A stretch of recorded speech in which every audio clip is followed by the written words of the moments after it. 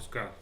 आजच्या व्हिडिओचा मुख्य विषय हा आहे की फिफा विश्वचषक 2026 नेमका कोणकोणत्या देशांनी आयोजित केलेला आहे, एकूण सामने किती आहे, देश कोणकोणते आहेत, तसेच यंदाची स्पर्धा ही भव्य दिव्य अशी का आहे, तसेच एकूण पात्र संघ किती आहेत याची इत्थंभूत माहिती देणारा हा आजचा व्हिडिओचा मुख्य विषय आहे. त्यामुळे चॅनलला पहिल्यांदाच आला असेल तर चॅनल लाईक करा, सबस्क्राईब करा आणि बेल आयकॉन क्लिक करा, जेणेकरून असेच क्रीडा स्पर्धेसंदर्भात महत्त्वाची अपडेट, महत्त्वाची माहिती, खेळाडूंनी केलेले विक्रम तुम्हाला आपल्या यूट्यूब चॅनलवरती पाहायला मिळतील. चला तर मी जास्त वेळ न घालता आजच्या मुख्य व्हिडिओला सुरुवात करूया.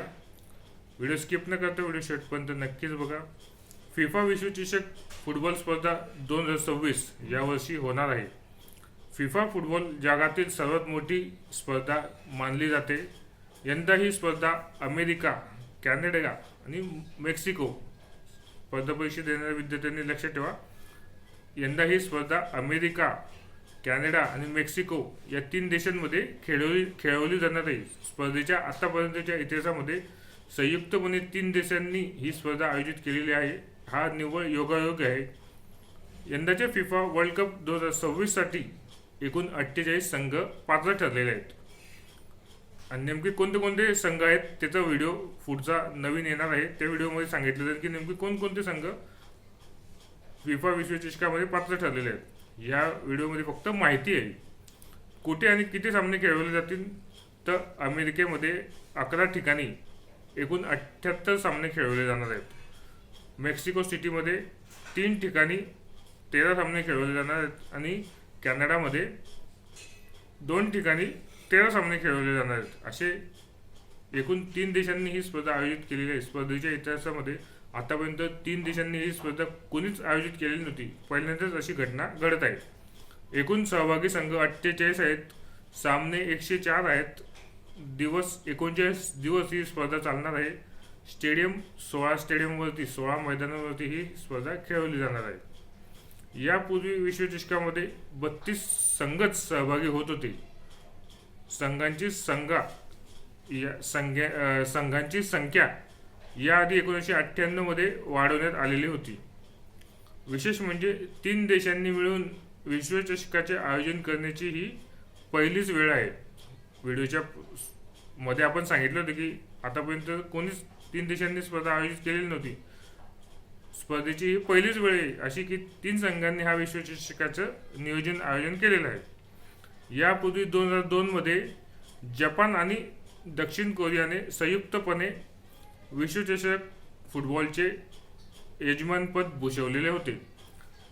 अशा रीतीने फिफा विश्वचषक 2026 ची सुरुवात आता येत्या काही दिवसांमध्ये होणार आहे. तुम्ही जर फुटबॉल प्रेमी असाल तर हा व्हिडिओ त्या फुटबॉल प्रेमींपर्यंत नक्कीच शेअर करा. आणि तुम्ही MPSC UPSC ची तयारी करत असाल, चालू घडामोडी अंतर्गत अत्यंत महत्त्वाची माहिती देणारा हा व्हिडिओ आहे.